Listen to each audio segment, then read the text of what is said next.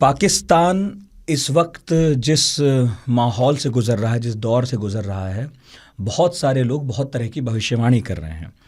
कुछ भविष्यवाणियां कहती हैं कि सिविल वॉर होने वाला है, कुछ का कहना है कि एक बार फिर आर्मी आएगी और ताकत अपने हाथ में ले लेगी। कुछ ये भी कह रहे हैं कि पाकिस्तान जो पिछले कुछ अरसे से धीरे धीरे एक परिपक्व डेमोक्रेसी बनने की तरफ बढ़ रहा था, शायद इस संकट से बाहर आ जाएगा और बेहतर परफॉर्म करेगा, अच्छी डेमोक्रेसी बनेगा। बहुत सारे लोग बहुत तरह की बातें कर रहे हैं। तो पढ़ाकू नितिन में हमने सोचा कि एक ऐसे व्यक्ति को बुलाया जाए जो पाकिस्तान को करीब से समझते हैं, उनका बहुत सारा अध्ययन है पाकिस्तान पर।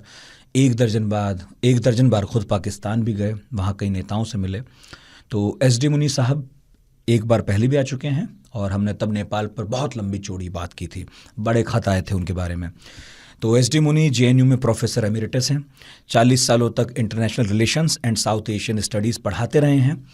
BHU से लेकर आप सिंगापुर तक हमारे जैसे बहुत सारे स्टूडेंट्स को पढ़ाते रहे, अब भी पढ़ा रहे हैं हमें। और इसके अलावा लाओ पीपल्स डेमोक्रेटिक रिपब्लिक में एम्बेसडर रहे। इसके अलावा IDSA की एग्जीक्यूटिव काउंसिल में भी थे। श्रीलंका सरकार ने उन्हें किसी भी विदेशी को दिए जाने वाले सबसे बड़े सम्मान श्रीलंका रत्न से सम्मानित किया है। ये वैसा है जैसे हम भारत रत्न देते हैं। बहुत लंबा चौड़ा अनुभव है सर आपका, उसका फ़ायदा आज उठाऊंगा मैं। एक तो आपका बहुत बहुत स्वागत है पहले तो। दूसरा, साथ में ही प्रश्न फेंक देता हूँ, ये बहुत सारे लोग कह रहे हैं तो पहले ही पूछ लेता हूँ, ये लड़ाई किसकी है जो पाकिस्तान में चल रही है? इमरान खान किससे लड़ रहे हैं? वहाँ की सरकार से, वहाँ की आर्मी से, या फिर अपने ही किए गए करप्शन से? किससे? देखिए, इमरान खान मेरी समझ में वहाँ की फ़ौज से लड़ाई कर रहे हैं, और ये कहूँगा कि वहाँ की फ़ौज इमरान खान से लड़ाई कर रही है, क्योंकि इमरान खान का जो पॉपुलर आधार है वो पिछले 2-3 सालों में बहुत बड़ा है। और जो पंजाब के पिछले इलेक्शंस हुए थे उसमें जिस तरह से उनकी पार्टी उभर कर आगे आई, उससे सबको ये डर लगने लगा कि ये जो आपने पहले बात कही थी कि पाकिस्तान डेमोक्रेसी की तरफ मूव कर रहा है, और उस मूवमेंट में इमरान सबके आगे रहेंगे, तो इसलिए इनके पर काटना ज़रूरी है। और मैं समझता हूँ उसी को लेकर ये जो आरोप प्रत्यारोप है और आखिर में अब उनको अरेस्ट करके रखा है, वो एक इस बात को इंगित करता है कि लड़ाई दरअसल इमरान खान और पुलिस वालों की या करप्शन चार्जेस के ख़िलाफ़ या शरीफ की सरकार के ख़िलाफ़ मैं नहीं मानता हूँ। मैं मानता हूँ ये एक दौर है जिसमें सेना की सत्ता और जनता की सत्ता, उसकी लड़ाई है, और उसमें इमरान एक आइकॉन बन के उभर रहे हैं। इमरान हीरो हैं? इमरान हीरो तो है इस माने में कि उनका पॉपुलर बेस बहुत स्ट्रांग है। ठीक है। ये आप याद करिए, जब बेनज़ीर लौट के आई थी ज़ियाउल हक के ख़िलाफ़, तो जिस तरह के लोग उमड़ पड़े थे, और आज जो इमरान को लेके फ़ौज के हेडक्वार्टर्स पे, रावलपिंडी पे, HQ पे जो अटैक हुए हैं, उसमें बहुत बड़ा कलेजा चाहिए। पाकिस्तान में ऐसा पहले नहीं हुआ, और अगर ऐसा हुआ है तो वो लोग लड़ रहे हैं क्योंकि उनके नेता को, उनके आइकॉन को कहीं न कहीं पकड़ के रख लिया गया है। एक तरह से स्पॉन्टेनियस है ये, और इसीलिए फ़ौज ने ये कहा कि सिविल वॉर जैसी सिचुएशन आ जाएगी, क्योंकि इस भीड़ को नियंत्रित करने वाला कोई नहीं है। तो और इमरान भी खुद अभी भी कोई मैसेज नहीं दे रहे हैं कि भाई आप घर पर रहिए, कंडेम नहीं कर रहे हैं। में भी नहीं है वो। अच्छा, उनकी पार्टी भी नहीं दे रही? पार्टी को भी मैं समझता हूँ काफ़ी धरपकड़ चल रही है वहाँ पर। हाँ, बिल्कुल। तो इसीलिए एक ग्रुप बनाया है, वो ग्रुप शायद इस आंदोलन को डायरेक्ट करेगा, लेकिन अभी की जो स्थिति है, शुरुआत के जो लक्षण हैं, वो ऐसे लगते हैं कि जैसे सब कुछ हाथ से निकल जाएगा और बहुत परेशानियां हो जाएगी। लेकिन सर मुझे एक बात बताइए, ठीक है प्रोटेस्ट हैं, ठीक है एक नेता गिरफ्तार हुआ है, ठीक है एक प्रोसेस चल रहा है, लेकिन अगर सिविल वॉर जैसी स्थिति किसी देश में आती है क्या वाकई कोई और हल नहीं है जिस तरफ इमरान को बढ़ना चाहिए था? कोई नेता अगर अपने देश को किसी भी तरह से सिविल वॉर जैसी स्थिति में डालता है, उसे हीरो कहा जाना चाहिए, माना जाना चाहिए? नहीं, ये मैं आपसे फिर दोबारा कह रहा हूँ कि ये लड़ाई शुरुआत जो की है वो फौज ने की है। अच्छा। इमरान ने नहीं की। इमरान के ऊपर दोष लगा। पहली बात तो उसको सरकार से निकाला गया।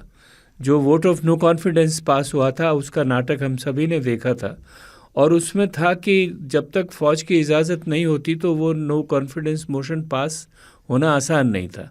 इमरान भी कोई मतलब आप जो सवाल उठा रहे हैं कुछ हद तक मैं ये मानता हूँ कि ये समझना कि इमरान डेमोक्रेसी के आइकॉन हो, जैसे भुट्टो की बात थी ना। हाँ, भुट्टो के खिलाफ बहुत कंट्रोवर्सीज हैं। मैं फिर भी मानता हूं कि उन्होंने उन सब कंट्रोवर्सीज के खिलाफ डिक्टेटरशिप की ट्रेंड्स के अलावा भी उन्होंने फौज से लड़ाई की। हाँ। और अपनी जिंदगी को दांव पे रखा फौज के लिए, और झुके नहीं वो। फौज उनको बाहर भेजने को तैयार थी, फौज उनको माफ़ करने को तैयार थी अगर वो समर्पण कर देते, तो नहीं किया उन्होंने। तो यही एक ऐसी बात इमरान में लगती है कि इमरान खुद बहुत सारे खुद भी फौज के बनाए हुए हैं शुरू में। जैसे जुल्फिकार अली भुट्टो शुरू में जुल्फिकार अली भुट्टो थे, नवाज शरीफ थे, कुछ भी कहिए। तो ये सब फौज उनको लाती है ज़रूर, लेकिन इमरान अब जो उभर कर आए हुए हैं उनका जनमानस का बेस इतना स्ट्रांग हो गया है कि वो एक खतरा लगने लगा है जो एस्टेब्लिश्ड पावर्स हैं पाकिस्तान में, और उन एस्टेब्लिश्ड पावर्स में फौज सबसे बड़ी है। और जो मैंने पूछा, आपको क्या लगता है, आप तो पाकिस्तान को बहुत करीब से पढ़ते रहे, समझते रहे, अध्ययन करते रहे, कोई भी रास्ता नहीं था? मतलब ये जो हुआ अब हो रहा है, आपने कह दिया कि फौज ने शुरू किया तो और क्या ही होता, लेकिन नहीं, इमरान तो इलेक्शन मांग रहे थे भाई। वही इमरान ये नहीं कह रहे थे कि आप हमको लड़ाई करो या आप हट जाओ यहाँ से। वो इलेक्शन मांग के, फौज को डायरेक्ट अटैक उनका नहीं था, उनकी बाजवा के साथ मिसअंडरस्टैंडिंग थी या डिसएग्रीमेंट था, जिसको उन्होंने अभी बनाया है चीफ, उसके ऊपर डिसएग्रीमेंट था। ऐसे पॉइंट्स थे, लेकिन वो इलेक्शन मांग रहे थे, और इलेक्शन मांगने का मतलब है कि वो जनता से लेजिटिमेसी मांग रहे थे पावर में वापस आने के लिए। लड़ाई शुरू उन्होंने नहीं की, ऐसा मेरी समझ में है। कमर जावेद बाजवा की आप बात कर रहे हैं कि उनसे उनकी बनी नहीं, मगर एक बात बताइए, मैं थोड़ा सा भी बैकग्राउंड में ले चलूँगा आपको। मैं पॉडकास्ट से आपको पहले भी कह रहा था ये बात, इमरान को तो आर्मी ने बनाया, वो क्या हालात थे, क्योंकि बढ़िया चल रहा था सब। एक तरफ पीपीपी थी, एक तरफ नवाज शरीफ की पीएमएलएन थी, बाकी पार्टियां जो थी वो भी छोटे मोटे प्लेयर्स के तौर पर काम करती थी। इमरान की पार्टी जो 90 के दशक में उभरी, वो क्या सर्कमस्टांसेस थे कि वो खड़ी भी हुई और पाकिस्तान जैसे कॉम्प्लिकेटेड मुल्क में वो सत्ता में भी पहुंच गए? नहीं, सत्ता में पहुंच गई। 2018 के इलेक्शन में उनकी मेजॉरिटी आई वहाँ पर। हाँ, लेकिन उसके पहले ही, इलेक्शन से पहले ही, उस वक़्त भी तो इमरान ने इलेक्शन की बात की थी, और वो इलेक्शन से पहले प्रॉब्लम ये खड़ी हुई कि नवाज शरीफ ने फौज को चुनौती दी। तो जो देखिए करप्शन के चार्जेस आज इमरान पे लगे हैं वैसे के वैसे चार्जेस उन्होंने नवाज शरीफ पे लगाए थे, और नवाज शरीफ को हटाना था, और उनका भी पॉपुलर बेस था, जेल भी भेजे। हाँ, उनका भी पॉपुलर बेस था। तो वो एक तरह से आपका ये जो डॉक्यूमेंट्री है वो रिपीट हो रही है। अगर आप उसके सब्सटेंस को देखें तो ये फौज बार बार करती है। देखिए, भुट्टो को बनाए, जुल्फिकार अली भुट्टो को पावर में कौन लाए? फौज लाई उसको। 71 में उन्होंने, फौज refused to accept Mujibur Rahman, majority तो मुजीबुर रहमान की थी, वो भुट्टो को पावर में लाए, और भुट्टो को हैंग किसने किया? फौज ने हैंग किया। फौज ने। तो ये एक सिलसिला है। मैं यही बता रहा हूँ कि मुझे जो आज की हालत लगती है, ऐसा लगता है कि ये जो कॉन्ट्राडिक्शन है, सिविल मिलिट्री कॉन्ट्राडिक्शन पाकिस्तान की राजनीति में, वो अनफोल्ड हो रहा है, अलग अलग स्टेजेस पे अनफोल्ड हो रहा है। और ये बात सही है जो आपने इंडिकेट किया था कि धीरे धीरे popular movement, popular forces strong हो रहे हैं, और आज ये हालत है कि फौज को डायरेक्ट रूल करने में 10 बार सोचना पड़ेगा, और सोचती भी है। इसलिए उसने साल भर पहले ये बड़ा खुलकर भी कहा था कि हम अब राजनीति में दखल नहीं देंगे पाकिस्तान की, लेकिन हुआ दखल नहीं। दे सकते नहीं। अच्छा, मैं कह रहा हूँ वो पाकिस्तान की आर्थिक स्थिति को देखिए, चला नहीं सकते पाकिस्तान। श्रीलंका से भी ज़्यादा इन्फ्लेशन है वहाँ पर। इसीलिए इनको पता है कि पाकिस्तान हमसे गवर्न नहीं होगा, ठीक ढंग से कंट्रोल नहीं होगा। पॉपुलर फोर्सेस इतने पावरफुल हो गए हैं। देखिए, जो सलवार कमीज पहन के जो आदमी पत्थर उठा के GH हेडक्वार्टर्स पे मारता है, उसमें कुछ तो दम आया ना, डर तो हट गया ना उसका। मेरी याद में तो ये सर पहली बार है जब लोगों ने अपना गुस्सा फौज के प्रति इस तरह खुलकर दिखाया हो। क्योंकि मैं ये देख रहा था कि एक्चुअली तो केस ये है कि नैब ने मुकदमा दर्ज किया, जो नेशनल अकाउंटेबिलिटी ब्यूरो है। आज से तो है नहीं वो, बहुत सारे नेताओं के पीछे वैसी छोड़ी जाती है हमारे CBI। तो नैब ने मुकदमा दर्ज किया, रेंजर्स ने उन्हें धर लिया, सरकार का समर्थन है पूरी कार्रवाई को, लेकिन ना जुडिशरी के खिलाफ, ना सरकार के खिलाफ, ना नैब के खिलाफ। लोग सड़कों पर उतरे तो फौज के खिलाफ। इमरान खान ने लगातार ये बात कही थी, एक नैरेटिव सेट किया था कि मैं फौज के खिलाफ हूँ, फौज मेरे खिलाफ है। वो अपने प्रतिद्वंदियों को जो राजनीति के सीधे ललकार नहीं रहे थे। फौज उन्हें लाई, फौज में उनके संबंध इतने ख़राब हो गए। इस पर आपकी क्या समझ है, हुआ क्या एक्चुअली जो इतने संबंध खराब हो गए? नहीं, देखिए, एक बात और इसमें जोड़ दीजिए कि इमरान के ऊपर असैसिनेशन अटेम्प्ट भी हुआ। हाँ, वो कहते हैं नहीं हुआ, गोलियां चली उसके ऊपर। उन्होंने आर्मी को इसके लिए जिम्मेदार ठहरा दिया। उन्होंने जिम्मेदार ठहरा, लेकिन असैसिनेशन अटेम्प्ट हुआ। और वो पहले प्रधानमंत्री नहीं है जिनके ऊपर असैसिनेशन अटेम्प्ट हुआ हो। बेनज़ीर मारी गई इसमें, और बाद में पता लगा, देखिए अभी भी उसका केस चल रहा है। मुजफ्फर को भाग के दुबई जाके रहना पड़ा, इसी वजह लोग कह रहे थे कि फौज इसमें इन्वॉल्व थी। तो हमें पता नहीं क्या होगा इसका, लेकिन जो कसमकश चल रही है दोनों में, वो पुरानी है। ठीक है। और फौज में देखिए, ये सही है कि फौज अपने आप में बहुत संगठित होती है, और पाकिस्तान की फौज भी अपने आप में बहुत संगठित है, हर फौज की तरह। उसके बिना तो वो ये सब काम कर ही नहीं सकते। लेकिन फौज में हमेशा ऐसे तबके रहे हैं जो फौज के अंदाज से पूरा एग्रीमेंट नहीं रखते हैं। और इसीलिए इमरान भी पहले जब फौज में आए तो फौजी के लोग लाए उनको। बिल्कुल। तो उनकी अपनी भी एक कॉन्स्टिट्यूएंसी है, और उस कॉन्स्टिट्यूएंसी को पूरी तरह से एलिनेट नहीं करना चाहते हैं। इसीलिए उन्होंने कहा कि मैं फौज में रह के या उनको साथ लेके अपनी बात को आगे बढ़ाना चाहता हूँ। लेकिन जो एस्टेब्लिशमेंट है फौज का, वो इमरान से बहुत नाराज़ है, क्योंकि अभी जो चीफ है उसको इमरान चाहते ही नहीं थे। आसिफ मुनीर की बात कह रहे हैं आप? जी हाँ, आसिफ मुनीर जो पहले, हालांकि उनको ISI चीफ इन्होंने बनवाया था। हाँ, लेकिन उसको चीफ बनाने के लिए बाजवा से यही तो झगड़ा हुआ था। पहले इनका बाजवा से भी नहीं बनी और अब मुनीर से भी नहीं बन रही है। नहीं, मुनीर को फौज एज ए चीफ देखना ही नहीं चाहते थे। ठीक। तो तभी से वो, लेकिन ये इंडिविजुअल का झगड़ा नहीं है। देखिए, मैं बार बार, ये इंडिविजुअल्स उसमें इम्पॉर्टेंट होते हैं और उससे संदर्भ बनता है, लेकिन ये असली जो लड़ाई है, जो सड़क पे आदमी आया है, उसको असीम से कोई मतलब नहीं है। बाजवा को कितना जानता है वो, उसकी प्रॉब्लम नहीं है। उसकी प्रॉब्लम ये है कि आपने इमरान के ऊपर असैसिनेशन अटेम्प्ट किया, आपने इमरान को इस तरह से पकड़ के, जिस तरह से पकड़ के ले, आप तस्वीरें देखिए, उसमें एक इमरान के इर्द गिर्द कम से कम 60, 70, 80 पुलिस वाले उसको खींच के ले जा रहे हैं। रेंजर्स हैं। पर सर, जो मेरा प्रश्न था, जो पहले पूछा था, किन परिस्थितियों में इमरान सियासत में आए थे और कैसे उनका उद्भव होता गया, ये मैं आपसे जानना चाह रहा था। नहीं, शुरू में उन्होंने, इमरान की पॉलिटिकल एम्बिशंस थी शुरू से। अच्छा। देखिए, एक ऐसा आदमी जो अपने आप को हीरो समझता था, जो फ्लैम्बॉयंट प्ले बॉय की तरह रहा। क्रिकेट में जिसने दादागिरी की, पाकिस्तान को तगमे दिखाए, वर्ल्ड बैंक जीत के दिखाया, वर्ल्ड कप जीते उसकी, हाँ वर्ल्ड कप वर्ल्ड कप जीत के दिखाए, उसकी अपनी एक सेल्फ इमेज है। और सेल्फ इमेज ये है कि मैं हूँ, कुछ हूँ।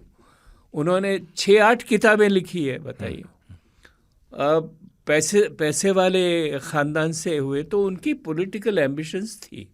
और इसी वजह से क्रिकेट छोड़ने के तुरंत बाद 3-4 साल में उन्होंने पीटीआई बना ली थी, सॉरी अपनी पॉलिटिकल पार्टी बना के आगे पाकिस्तान तहरीक इंसाफ। 97 या 98 में जो इलेक्शन हुए थे उसमें वो 2 जगह से लड़े, दोनों हारे 2002 में हुए। तो इनके पॉलिटिकल एम्बिशंस पुराने हैं। जो फौज ने इनको पिकअप किया वो उस माहौल में किया जब वो नवाज शरीफ से गेट रिड ऑफ करना चाहते थे। इनकी अगर आप आत्मकथाएं पढ़ें अलग अलग जो है, एक जगह उन्होंने कहा कि ज़ियाउल हक ने हमको पॉलिटिक्स में लाने की बात कही। एक जगह उन्होंने कहा कि मुशर्रफ ने जब 1999 में टेक ओवर किया तो उन्होंने इनको प्राइम मिनिस्टरशिप ऑफर की और ये नहीं गए उसमें।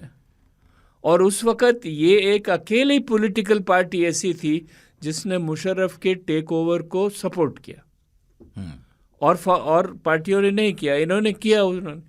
तो ये इनकी पॉलिटिकल एम्बिशंस पुरानी थी और फौज के साथ इनकी कम्युनिकेशन जो बोलचाल हमेशा से चल रही थी, रिश्तेदारी भी थी कहीं न कहीं।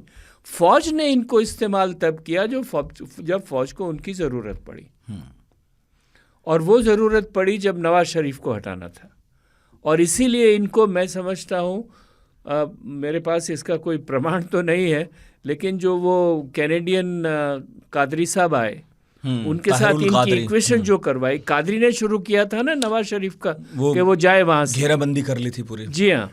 तो ये जो हुआ है, ये एक माहौल में, वो राजनीतिक माहौल ये था कि नवाज शरीफ के बराबर का कोई पॉपुलर लीडर कहाँ से लाए, और वो उनको इमरान में नज़र आया और इमरान को उन्होंने आगे बढ़ाया। अब ये दोबारा कैसे सेटिंग हो गई सही? शहबाज शरीफ को भी फौज ने मान लिया, बढ़िया है।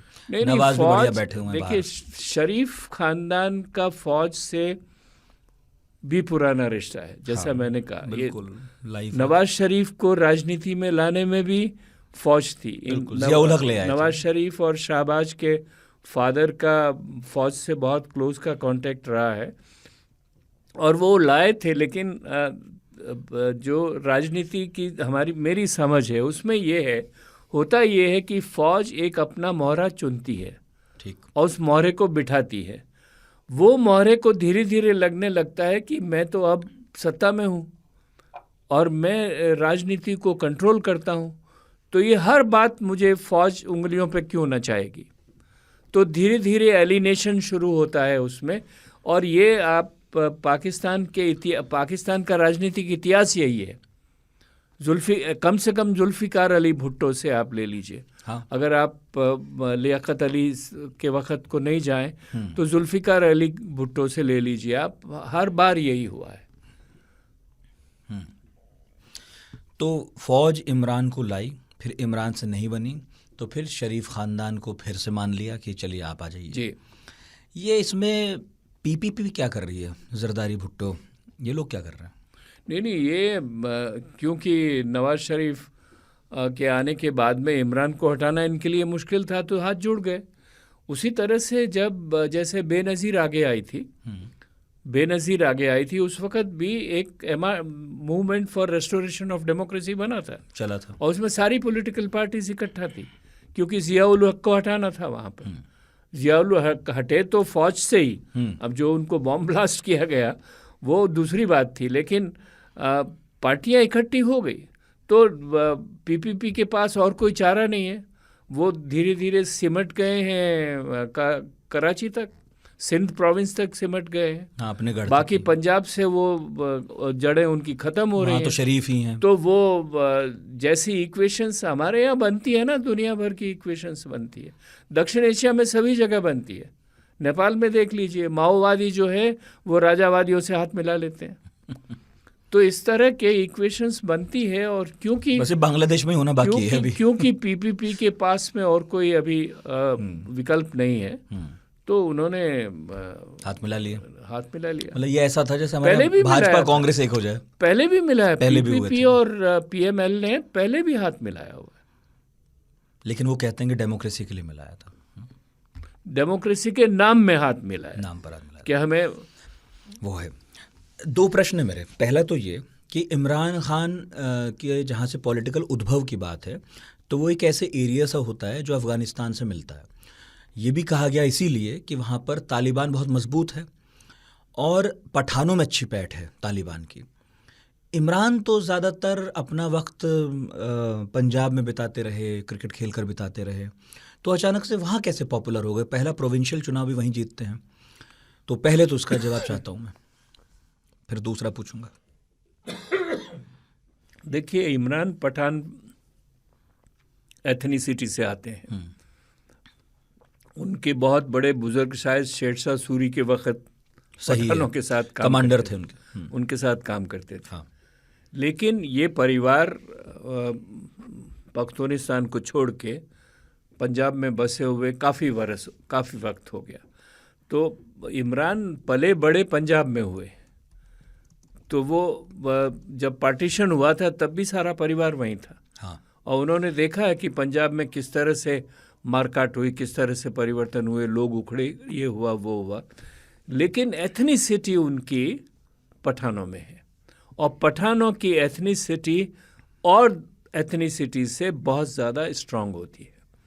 तो इसी वजह से पख्तूनिस्तान भी मांगते हैं वो अलग। पठान आइडेंटिटी का वो भुना रहे उसको राजनीतिक दृष्टिकोण से, वो भुना भी लिया उन्होंने, और पठान भुनाएंगे।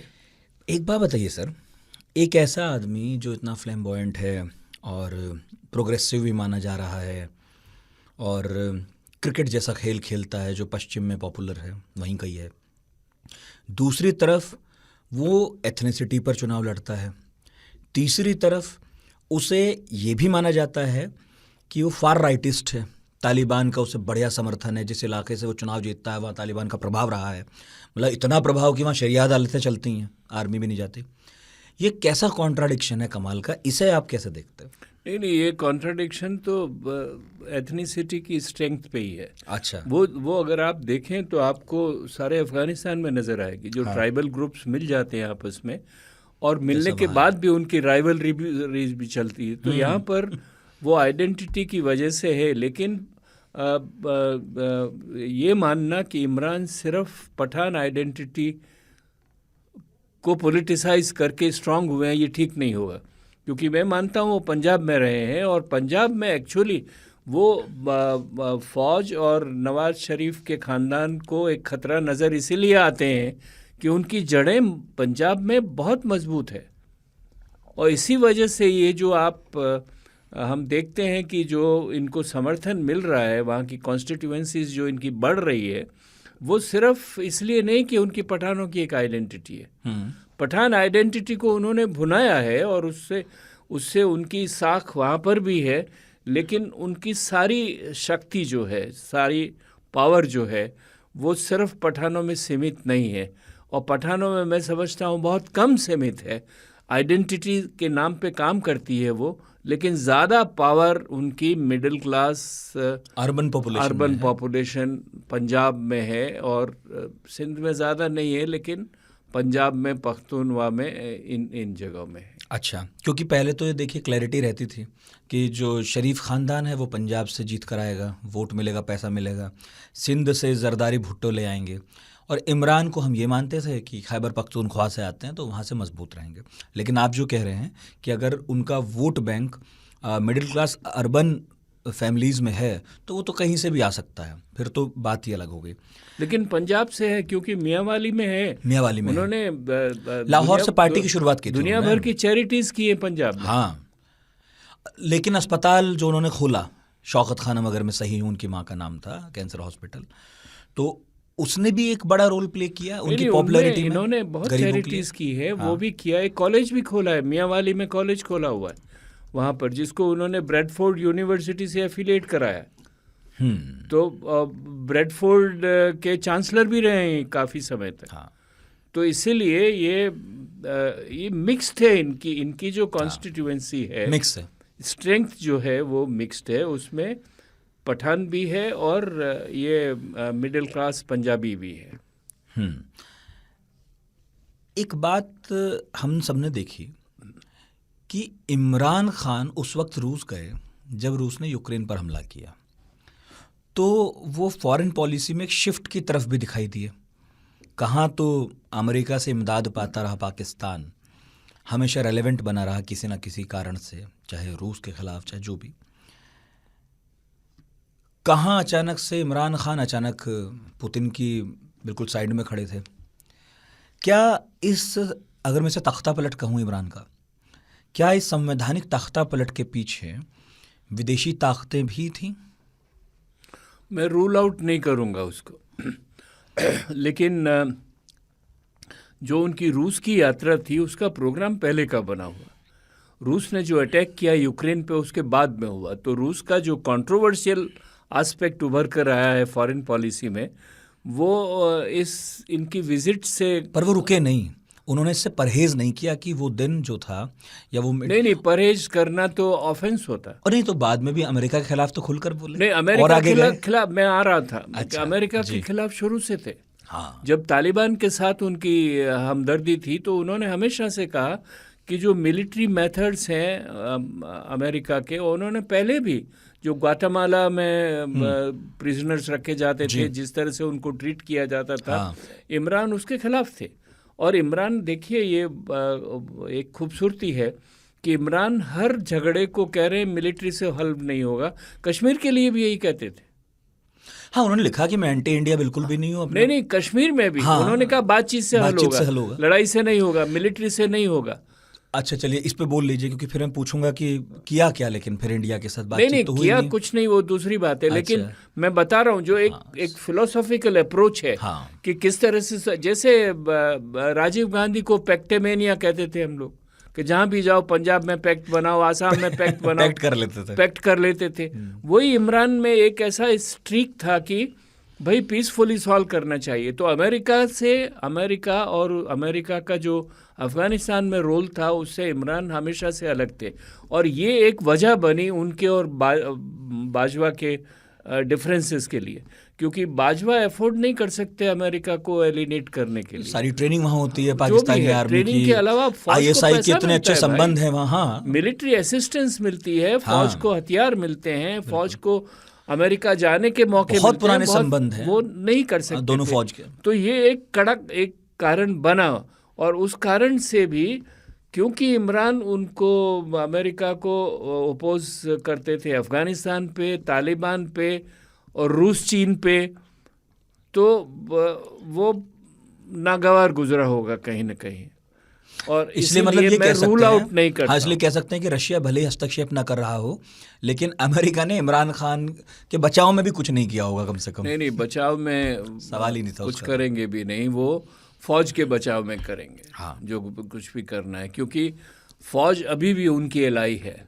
इमरान का तो आरोप भी यही था जब उन पर। नहीं, फौज उनकी एलाई है। और जो ओसामा बिन लादेन को उन्होंने ऑपरेशन किया, बिना फौज के सपोर्ट के नहीं संभव था, हुआ भी नहीं। वो उस रात एयरफोर्स के रडार बंद मिले जब इन्होंने ऑपरेशन जेरेनिमो किया एबटाबाद पर, तो वो तो लोग मानते हैं। और इमरान का आरोप भी ये था कि अमेरिका ने वाया फौज ये सब करवाया, क्योंकि अमेरिका कभी नहीं चाहता था कि इमरान खान अब टिके रहें, क्योंकि इमरान वो सब नहीं कर रहे थे जो शायद शरीफ या जरदारी करते, ये उनका आरोप था। अच्छा, इंडिया को कैसा पाकिस्तान फ़ायदेमंद रहेगा?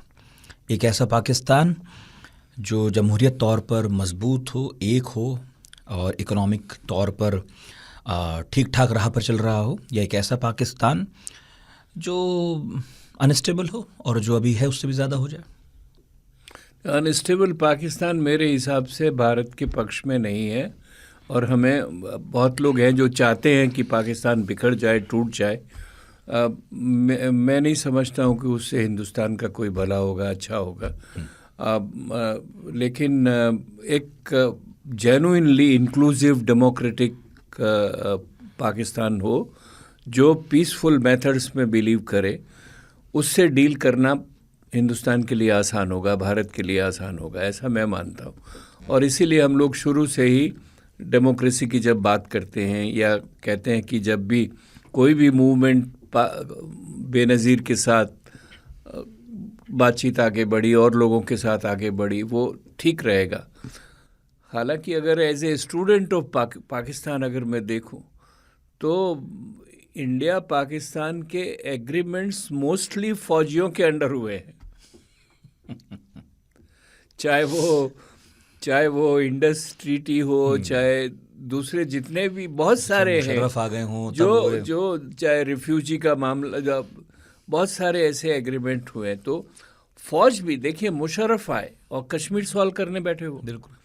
फौज का भी जो भी लीडर आता है वो ये समझता है कि हिंदुस्तान से दोस्ती करने का क्रेडिट मुझे मिले, क्योंकि लॉन्ग टर्म में तो वही अच्छा है उनके लिए भी। लॉन्ग टर्म में वही अच्छा है। लड़ाई वो अफोर्ड कर नहीं सकते, दोनों ही देश नहीं कर सकते करना तो उनके लिए अब तो साफ हो गया कि अब तो मान लिया, बाजवा ने वैसे भी मान लिया। और वैसे पहले भी जब देखिए कारगिल की लड़ाई हुई थी तो एक साहबजादा थे और 3-4 लोगों ने एक आर्टिकल लिखा कि 4 लड़ाइयाँ हमने लड़ी इस मुगालते में कि हमारा एक आदमी उनके 10 के बराबर है, और वो कहीं कुछ नहीं हुआ। तो वो उनको, पाकिस्तान को समझ में आ गया कि लड़ाई से इसका रास्ता निकलेगा नहीं अभी। इसीलिए मैं समझता हूँ डेमोक्रेसी हो, और वो ज़रा मुश्किल है, क्योंकि डेमोक्रेसी का माने ये होगा कि वहाँ की सेना को सत्ता और तिजारत छोड़नी पड़ेगी। हाँ, सियासत और तिजारत छोड़नी पड़ेगी, और सियासत और तिजारत छोड़ के तो सेना भूखी हो जाएगी वहाँ पर। ना ट्रेड रहा ना पॉलिटिक्स। जिस ढंग से उन्होंने सारे वहाँ पर, चाहे लैंड हो, चाहे बैंक हो, चाहे मिल्स हो, चाहे जॉब्स हो, सबके जो हथियार रखा है उनको, वो बड़ा मुश्किल हो जाएगा उनके लिए। जो लोग नहीं जानते उनके लिए पूछ रहा हूँ, क्या पाकिस्तानी सेना केवल पॉलिटिकल दखल ही नहीं बल्कि इकोनॉमिक दखल भी रखती है पाकिस्तान के अंदर? इकोनॉमिक दखल बहुत बड़ा रखती है। इनफैक्ट आयशा जलाल की तो एक किताब है जो बहुत अच्छी किताब है, जो ये कहती है कि किस तरह से पाकिस्तान के फ़ौज के दाढ़ें और दांत वहाँ के इकोनॉमिक केक में गड़े हुए हैं। तो वहाँ से वो हटना बड़ा मुश्किल है। अभी भी जब बजट का झगड़ा आता है तो फ़ौज का बजट कम हो तो बड़ी मुश्किल हो जाती है वहाँ पर। और ज़मीनें हैं, फाउंडेशंस बनी हुई हैं, जिस ढंग से रिटायर्ड लोगों को फ़ायदे होते हैं। बड़ी बड़ी ज़मीनें मिलती है रिटायरमेंट के बाद, कैंट एरियाज में मिलती हैं। ये तो बड़ी समस्या थी, वहाँ बात भी होती है कई बार। फौजी फाउंडेशन को जितना फ़ायदा होता है वहाँ पर। तो सर, इकोनॉमिक पॉलिसी कौन बनाएगा वहाँ की? क्योंकि फ़ौज बनाती नहीं है, इमरान तो बाहर हो ही गए, ये दोनों पार्टियां तो खैर इनका किया धरा बनाती है ना इकोनॉमिक पॉलिसी। लेकिन जैसी कि अब ज़रूरत है तो अब क्या होगा? क्योंकि एक चीज़ मैं पूछ रहा हूँ आपसे, पॉलिटिकल इंस्टेबिलिटी तो अलग बात है, लेकिन इकोनॉमिक अस्थिरता तो आ ही गई थी। प्रॉब्लम है ना वहाँ पर। वो इसलिए प्रॉब्लम है कि फ़ौज को, ये जो अफ़गानिस्तान के झगड़े हैं, तालिबान का बनाना, तालिबान बने कैसे? हाँ, ये कश्मीर के झगड़े को सामने सुलटाए रखना, कुल मिलाकर फ़ौज को अभी तक तो अमेरिका फीड करती रही है। अब देखें चीन कितना फीड करता है। अमेरिका अभी भी कर रहा है, छोड़ेगा नहीं उसको, देखिए कर रहा है बिल्कुल। वो तो इसीलिए राहत मिली दोबारा। फ़ौज की जो आर्थिक नियत है वो सिर्फ पाकिस्तान के रिसोर्सेज से कन्फाइंड नहीं है। सऊदी अरेबिया से कितना पैसा लेते थे वो लोग, अब आजकल सभी जगह में वायर कस रहे हैं, तो उसका असर आप पाकिस्तान की इकोनॉमी पे देखते हैं। मैं पाकिस्तान में जो अक्सर बहस सुनता हूँ चैनल्स वगैरह पर भी, वहाँ कुछ लोग ये बड़ा खुलकर कहते हैं कि पाकिस्तान और कुछ नहीं रह गया, बल्कि नेताओं, फौजियों और पूंजीपतियों के लिए एक कुछ फैक्ट्री सरीखा हो गया है, जो बस इसलिए बनाए रखा है उन्होंने कि वहाँ से पैसा कमा सकें, और कमाया हुआ पैसा विदेशी बैंकों में जमा कर सकें।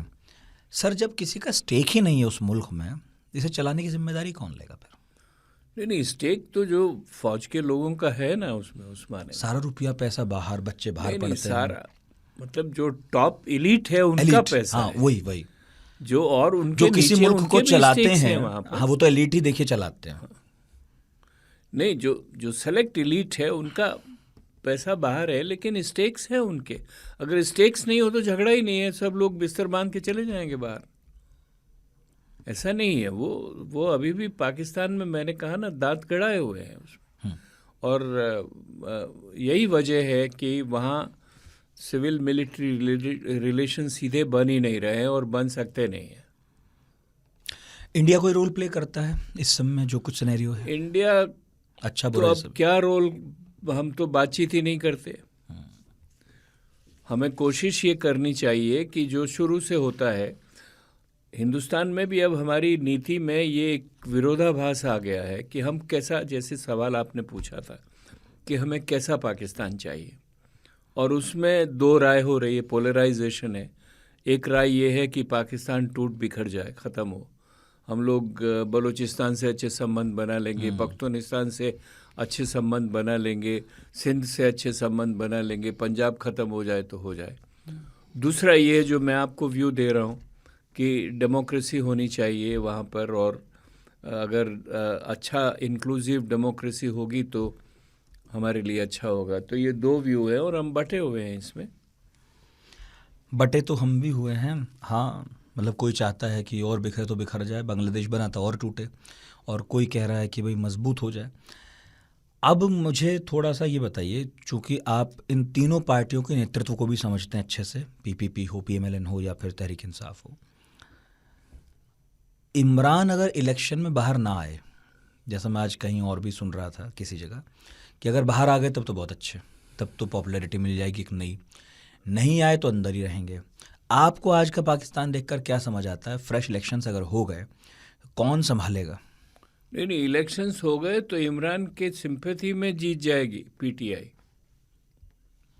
जेल से प्रधानमंत्री पद की शपथ लेंगे? नहीं, प्रधानमंत्री बने नहीं बने, पर्सनली बने नहीं बने, लेकिन इस बात पे इलेक्शन होगा कि जो हो रहा है इमरान के साथ वो ठीक हो रहा है कि नहीं हो रहा है। बिल्कुल ही करप्शन नहीं किया, करप्शन बिल्कुल ही नहीं किया। नहीं, तोशा खाने वाला मामला और वो 2-3 आप जरूर बताइएगा। तोशा खाने वो तो मान रहे हैं। इमरान का जो खानदान है वो इतना पैसे वाला है, आई मीन उसने बेवकूफ़ी की बहुत, जो तोशा खाने का सामान तो बेच मान भी लिया। उसको किसी ने गलत सलाह दी कि ये तुम्हारा ही सामान है, तुम बेच दो इसको, उसने बेच दिया, उसको गलत काम किया, और उसकी सज़ा उनको होनी चाहिए, वो जो भी हो। पर सज़ा तो बड़ी गंभीर है इस मामले में कि आप इलेक्शन भी नहीं लड़ रहे। नहीं, वो तो वैसे भी कोशिश तो यही है कि वो इलेक्शन में ना लड़े और किसी तरह से फौज। तो ये क्या होगा आगे, ये तो कहना बहुत मुश्किल है, लेकिन फौज ये कोशिश करेगी कि पीटीआई जीते नहीं और इमरान इलेक्शन में पार्टिसिपेट ना करें। और अगर ये कोशिश, तो जो दूसरी पार्टीज़ का मम्बो जम्बो है, वो फौज अपना चेस बोर्ड खेलती रहे, उसमें इसको मिलाया, उसको उसमें मिलाया, चलाया, ऐसे ही ऐसा लगता है कि ऐसा प्रयास होगा। लेकिन वाकई में क्या होगा, आजकल जनता जनार्दन का मूड पढ़ लेना बहुत आसान नहीं होता। जो सड़कों पर हैं वहाँ पर, वही कह रहा हूँ, वो तो लोग हैं, पीटीआई के अपने समर्थक हैं, जो भी हैं। लेकिन जो घरों में लोग बैठे हैं, आप जितना पाकिस्तान को समझते हैं या आवाम की साइको को, उनकी साइकी, तो क्या लग रहा है आपको कि अगर इलेक्शन हुए तो ये लोग जो घरों में बैठे हैं इमरान को वोट करेंगे या अपनी उन्हीं परंपरागत पार्टियों को? नहीं, कहना मुश्किल है, लेकिन हर एक पार्टी की अपनी कॉन्स्टिट्यूएंसी है। देखिए, पीपीपी की अपनी कॉन्स्टिट्यूएंसी है, पीएमएल की अपनी कॉन्स्टिट्यूएंसी है, और वो जो उनके सॉलिड वोट्स हैं वो तो रहेंगे वहाँ पर जहाँ पर भी है। लेकिन आम आदमी, मैं नहीं समझता हूँ कि इमरान का जो पॉपुलर बेस है वो अभी इतना बड़ा है कि वो सिर्फ ये पत्थर फेंकने वालों तक सीमित है, ऐसा नहीं है। अगर हम लोग पहले बात कर रहे थे ना, मिडिल क्लास, वो तो हमने फैमिलीज तो ड्राइंग रूम में बैठ के ही वोट देंगी। बिल्कुल, हाँ, वो क्यों बाहर कोई निकलेगा। लंदन में नवाज शरीफ का घर घेर लिया, मक्का तक भी आवाज़ें आ रही थी इमरान के लिए, नहीं, और फौजियों कई के जगह घर पर घेर भी लिए। है। हाँ, वो तो ये तो है कि इमरान का बेस तो बना है। इनफैक्ट जब वो सत्ता से बाहर हुए तो लगा था कमज़ोर हो गया होगा, क्योंकि एक ठीक है लहर आई, बन गए, लेकिन अब बाहर, लेकिन अब ये जो कुछ हुआ उससे तो ऐसा लग रहा है कि बड़े मुखर होकर लोग जैसे बाहर निकले। सपोर्ट तो है। इमरान के अलावा कोई है पीटीआई में और जो आप उनके नेतृत्व को समझते हो, शाह महमूद नहीं, कुरैशी वगैरह जो पीटीआई दावेदार हों? पीटीआई इस वक्त में है तो इमरान है, बस। ऐसा कोई नेतृत्व नहीं है जो इस सब समुदाय को संभाल सके। नहीं, मैं इसलिए भी पूछ रहा हूँ कि मान लीजिए फ़ौज के दिमाग में आए कि चलिए ये बिग स्टेक होल्डर्स हैं पाकिस्तानी पॉलिटिक्स के, बिल्कुल बाहर नहीं करते, बात कर लेते हैं। तो ऐसा भी तो कई बार होता है अंदर ही अंदर कि पीटीआई में कोई बड़ा नेता हो जो ये कोशिश करे कि चलिए इमरान को रिमूव करते मैं हैं, नहीं हम बात मानता। करते हैं। नहीं, मुझे नहीं लगता है। देखिए, ऐसी जब हालत होती है तो आपको एक जुल्फ़िकार को और एक बेनज़ीर को ख़त्म करना होता है, और इसीलिए इमरान का क्या होगा, ईश्वर उसको लंबी उम्र दे, जो भी हो। मैं कोई उसका पॉलिटिकल सपोर्ट नहीं कर रहा हूँ, लेकिन क्या होगा कहना बड़ा मुश्किल है। लेकिन एक ही तरीका है उसको हटाने का, और वो ये है जो बेनज़ीर के साथ हुआ, जो जुल्फ़िकार के साथ हुआ। इमरान भारत के लिए तो कभी बहुत एक्टिवली तो बहुत फ़ायदेमंद नहीं दिखाई दिए। वैसे ठीक रहा कि इमरान की पॉलिसीज़ उल्टी सीधी जैसी भी रही, भारत को कोई ख़ास नुकसान हुआ नहीं उनका। लेकिन अब मैं भारत पूछूं, की तारीफ की। हाँ, तो अब मैं आपसे पूछूं कि इमरान खान भारत के लिए कैसे रहेंगे? नहीं, पहली बात तो वो कह रहे हैं कि हम बातचीत से मसला हल करेंगे। अच्छा, कश्मीर ही तो बड़ा है आपके पास, जो झगड़े की बात है, तो बातचीत से। ऐसे दौर में प्रधानमंत्री बने सर, जब भारत में एक ऐसी सरकार आई जिसकी पॉलिसी थी बात ही नहीं करनी। नहीं, अगर बातचीत से हल करेंगे तो मैं आगे आ रहा था कि टेररिज्म बंद करो। हाँ, वही। और अगर इमरान टेररिस्ट से भी बात करने की बात करते हैं, हाँ, तो टेररिस्ट को आप इंस्ट्रूमेंट की तरह तो इस्तेमाल नहीं करो, लेकिन यहाँ वो फौज को कंट्रोल कर पाए तब, क्योंकि ये तो फौज का इंस्ट्रूमेंट है, ये तो पॉलिटिक्स का इंस्ट्रूमेंट नहीं है। मेनली तो फौज का है terrorism instrument. Exactly. Political power का तो है भी सारी नहीं। प्रॉब्लम यहाँ बेनज़ीर नहीं चाहती थी कि पंजाब के टेररिस्ट को या पंजाब के एक्सट्रीमिस्ट को कोई मदद मिले। वो तो नवाज शरीफ भी नहीं चाहते थे, करगिल लो। हाँ, लेकिन उनको बंद कर दिया। नवाज शरीफ यहाँ आए 2014 में, और उनसे कहा गया कि आप कश्मीर यहाँ ना उठाइए, उन्होंने नहीं उठाया। वापस जाते ही उन पे डंडे पड़ना शुरू हो गए वहाँ पर। तो ये पाकिस्तान की प्रॉब्लम है, ये इंडिया की प्रॉब्लम नहीं है। और मैं समझता हूँ अगर ये पाकिस्तान की प्रॉब्लम सॉल्व नहीं होगी तो इमरान आए, इमरान जाएं। कैसे जाएंगे, कैसे आएंगे, वो दूसरी बात है। हाँ। ऐसे बहुत सारे, अभी हम बात कर रहे हैं ना, कितने सारे इमरान आए वो चले गए, नवाज शरीफ आए वो चले गए, बेनज़ीर आई वो चली गई, कल को बिलावल आएंगे चले जाएंगे। ये प्रॉब्लम है। नए चेहरों पर एक सवाल आखिर में पूछूंगा, बस एक आध और, वो ये कि इमरान को दक्षिणपंथी राजनीति का हीरो माना जाता है पाकिस्तान में। ये माना जाता है कि कट्टरवादियों के समर्थक हैं, और कट्टरवादियों की लाइन कोई प्रो इंडिया तो है नहीं। तो इमरान भले ही ये इक़्तिदार में रहते हुए कहते हों कि हम बात करेंगे, लेकिन उनकी आज की पॉलिटिक्स को तो सूट नहीं करेगा वो कहें कि हम इंडिया से बात करेंगे। मैं और मेरे कई साथी इस बात पर अक्सर चिंता करते हैं, बात करते हैं, कम से कम ये आदमी तो ना करता हुआ दिखा और ना अपनी कॉन्स्टिट्यूंसीज़ में कहता दिखा कि हम बातचीत करेंगे। शरीफ ज़रूर दिखे हैं, जरदारी भुट्टो ज़रूर दिखे हैं। तो पाकिस्तान की अपनी प्रॉब्लम्स जो भी हों, और आपने खुद माना कि आर्मी भी बात करती दिखी है। हमारे लिए तो आर्मी रूल भी कोई ख़ास बुरा नहीं है। पाकिस्तान हमारे लिए तो पाकिस्तान का आर्मी रूल भी कोई ख़ास बुरा नहीं है। तो हमारी चिंता डेमोक्रेसी के प्रति ज़्यादा होनी चाहिए या इसके प्रति ज़्यादा होनी चाहिए कि हमारे फ़ायदे में अगर आर्मी हो तो आर्मी आ जाए, बतौर तो आर्मी तो आ ही रही है ना, खुलकर आ जाए। अरे बहुत बार आ ही रही है भाई। जियाउल हक कितने साल बैठे रहे? नहीं, अब खुलकर आ जाए, मैं ये कह रहा हूँ। मुशर्रफ कितने साल बैठे रहे? अब फौज में दम नहीं है कि वहां की पावर को ले ले। हमारे रोके से थोड़ा ना रुक रही है वहां की फौज। तो हमारी बला से अब कोई भी वहां आए जो स्टेबिलिटी में बिलीव करता है, जो कोऑपरेशन में बिलीव करता है, फौज के साथ ये है कि फौज का अस्तित्व, एग्जिस्टेंशियल रियलिटी उनकी ये है कि एक दुश्मन चाहिए, और दुश्मन कोई उनको मिल नहीं रहा है तो हिंदुस्तानी पकड़ के बैठे रहेंगे। तो ये प्रॉब्लम है उनकी भी हमारी भी। हाँ, फौज को रिलेवेंट रहने के लिए कोई तो दुश्मन चाहिए जिसके खिलाफ बोलते रहो आप। तोशाखाना केस की बात हो गई, लेकिन दूसरा अलकादर ट्रस्ट केस है जो ज़्यादा गंभीर है उनके मामले में। वहाँ तो ऐसा लगता है कि उन्होंने ठीक ठाक रिश्वत ली है, सीधी सीधी दान जिस तरह से होता है।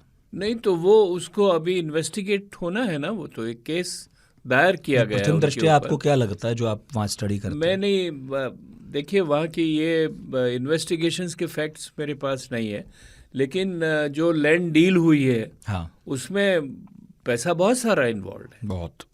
और अगर उसमें हुआ है तो वो उनके ऊपर निकाले, वो मुकदमा चलाए, वो कोशिश करेंगे। 100 मुकदमे अलग हैं, वो तो 100 मुकदमे हैं करीब इमरान पर, जो खुद कह रहे हैं 100, हाँ 101 कुछ है। वो खुद बोले कि भाई इतने मुकदमे हैं, मैं तो सुनवाई पर भी नहीं जा पाऊंगा। हाँ। तो यही मैं कह रहा था आपसे कि अब वो एक तो ये रास्ता है जो शरीफों ने अपनाया कि सत्ता में आओ, सारे मुकदमे खत्म करो। पहले भी यही हुआ है। हाँ, या तो ये है कि इमरान कोई डील करे, मुकदमे खत्म हो। अगर मुकदमे चलते रहे तब तो उनका अब राजनीति में रह पाना यूं भी कठिन ही लग रहा है। नहीं, मुकदमे तो हिंदुस्तान में भी बहुत चलते हैं, खत्म भी हो जाते हैं। तो इसका मतलब ये थोड़ा कि लोग राजनीति से हट जाएंगे, ऐसा नहीं होगा। यूं भी 70 साल के हो गए सर, वो इमरान खान 70 साल के हो चुके हैं। हाँ। नया चेहरा पाकिस्तान में आप पॉलिटिक्स में किसे देखते हैं? ये बिलावल? नहीं, अब बिलावल बढ़ेंगे आगे, एक तरफ से पोटेंशियल लगता है उनमें। हाँ, पोटेंशियल लगता है। विदेश मंत्री रहते हुए भी समय हो गया तो। वो फातिमा भुट्टो, फातिमा भुट्टो है, उसकी नवाज शरीफ की बेटी है, क्या नाम उसका? हाँ, नवाज शरीफ की बेटी भी तो मरियम। लोग वहाँ की बिरादरी है, जैसे डायनेस्टी की। वो भी अभिशप्त है इस बात के लिए। नहीं, बस साउथ एशिया सारा डायनेस्टी में है भाई, ये डायनेस्टी कोई हिंदुस्तान में थोड़ा ना है। या तो राजशाही चलेगी या फिर लोकशाही में भी यही चलेंगे। नहीं, लोकशाही में डायनेस्टी बांग्लादेश में है, बिल्कुल, श्रीलंका में थी, बिल्कुल थी, और अभी भी रहेगी। भूटान में चल रही है अभी भी। नेपाल में दुनिया भर के सारा कोइराला खानदान हमेशा से अभी भी वहाँ पर शेखर कोइराला और शशांक कोइराला है। म्यांमार भी मुक्त नहीं है। तो ये सब कॉन्टिनेंट की सोशल डायनेमिक्स है। ये कोई एक परिवार का धंधा नहीं है, यहाँ हर पार्टी में है, सब जगह बाप के बाद बेटा आता है ना। येदुरप्पा के बेटे लड़ रहे हैं, नहीं लड़ रहे हैं? सब देवेगौड़ा के लड़ रहे हैं, देवेगौड़ा के बेटे लड़ रहे हैं, गांधियों के भी लड़ रहे हैं, सब लड़ रहे हैं। तो छोड़िए उस मसले को। मैं तो नया चेहरा पूछ रहा था पाकिस्तान का। नहीं, नए तो इसीलिए मैंने खानदान में से नाम गिनाए ना आपको। नए चेहरों में कोई भी उभर के आ सकता है। और पहले देखिए, इमरान को किसने एक्सपेक्ट किया था आने के? किसी ने भी नहीं, किसी ने नेवर नो, किसी ने भी नहीं। लगता भी नहीं था कि इतना बड़ा नेता हो जाएगा कि दो पारंपरिक पार्टी को हाथ जोड़ने के लिए मजबूर कर देगा एक दूसरे के साथ। वो है। इस पॉडकास्ट के अंत में अगर आप कुछ कहना चाहें, जो करंट सिचुएशन है पाकिस्तान की, उस पर क्या कुछ भविष्यवाणी करना चाहें? भविष्यवाणी शब्द अच्छा नहीं है, लेकिन भविष्यवाणी तो वहाँ की अस्थिरता है। अच्छा। और अस्थिरता जब तक रहेगी तब तक कोई बात ठीक से होगी नहीं। और अभी आने वाले 2 साल में वहाँ अंदर की अस्थिरता है, और हमारी राजनीति में पाकिस्तान आंतरिक राजनीति में एक मुद्दा है। और आने वाले इलेक्शंस की वजह से कोई पाकिस्तान पे, आपने देखा ना जब बिलावल यहाँ आए तो जो माहौल था वहाँ पर, उसकी वजह यही है कि हम भी अभी राजनीतिक दृष्टिकोण से इस स्थिति में नहीं है कि कोई इनिशिएटिव पाकिस्तान के लिए ले सके। तो सार्क अटका रहेगा आपका, पाकिस्तान अटका रहेगा, टेररिज्म का मुद्दा टेबल पर रहेगा भी, और पाकिस्तान भी अपनी बेवकूफ़ी से उसको चलाए रखेगा। तो मैं कोई बड़ा परिवर्तन आने वाले 2 सालों में तो नहीं देखता। तो आप दक्षिण एशिया के चूंकि एक्सपर्ट हैं, तो कुल मिला के आप तो ये कह रहे हैं कि कम से कम 2 साल तो ऐसे हैं जब अस्थिरता रहेगी, चाहे विदेश नीति में हो दोनों देशों की, और चाहे पाकिस्तान की अंदरूनी राजनीति में हो। नहीं, विदेश नीति तो रिफ्लेक्ट करेगी जो आपकी डोमेस्टिक पॉलिटिक्स होगी, उसी को, जो डोमेस्टिक इकोनॉमिक्स होगी उसी को रिफ्लेक्ट करेगी। बिल्कुल। तो अस्थिरता के 2 साल। बहुत बहुत शुक्रिया सर, आप आज भी आए, इतने विस्तार में बात हुई, धन्यवाद। तो एस डी मुनी साहब का तो ये कहना है इतने लंबी चौड़ी बात के बाद कि भाई अगले 2 साल बहुत इम्पॉर्टेंट हैं, और इन 2 सालों में जो डोमिनेंट फैक्टर है वो अस्थिरता रहेगी, भारत पाकिस्तान के रिश्तों में भी और पाकिस्तान की अपनी अंदरूनी राजनीति में भी, क्योंकि जो अंदर होता है उसी का रिफ्लेक्शन किसी भी देश की फॉरेन अफेयर्स पॉलिसी पर पड़ता है। हम यही उम्मीद करते हैं कि पाकिस्तान इस हालिया संकट से उबरे, क्योंकि जैसा एस डी मुनी ने भी कहा और जैसा बहुत सारे विद्वान भी कह रहे हैं कि पड़ोसी से लड़ाई झगड़ा एक तरफ, लेकिन कम से कम पाकिस्तान एक ऐसा पड़ोसी है जो संगठित रहे, ठीक रहे तो हमारे फ़ायदे में है। बहुत बहुत शुक्रिया आपका, और इस पॉडकास्ट के बारे में कोई राय हो, मशवरा हो तो बताइएगा radio@aajtak.com पर। अगले गुरुवार फिर हाजिर होंगे पढ़ाकू नितिन में। इतने धैर्य से हमें सुना, इसका बहुत बहुत शुक्रिया।